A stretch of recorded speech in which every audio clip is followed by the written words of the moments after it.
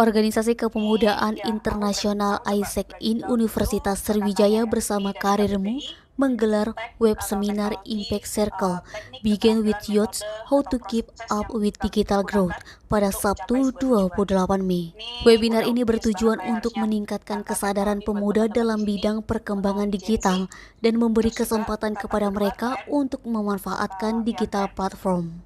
Praktisi digital platform bidang industri kreatif production house and film, Dimas Prastia mengatakan bahwa pada zaman sekarang dapat mengandalkan kreativitas dan berpikir kritis untuk memanfaatkan digital platform.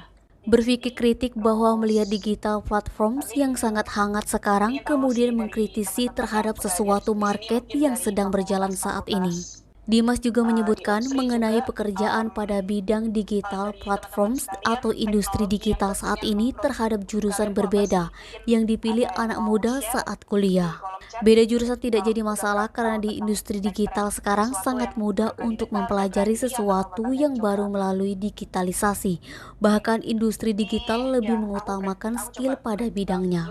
Sementara itu, produk manajer di salah satu perusahaan digital TechTrend, Pindi Leliani menuturkan bahwa TechTrend merupakan mode teknologi terbaru yang merupakan sebuah hal baru yang sedang terjadi.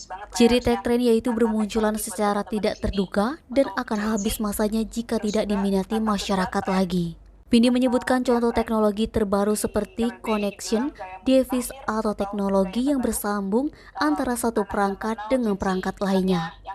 Untuk menjadi profesional dalam bidang tech trend seperti bekerja di platform baru atau aplikasi startup perlu membangun personal branding.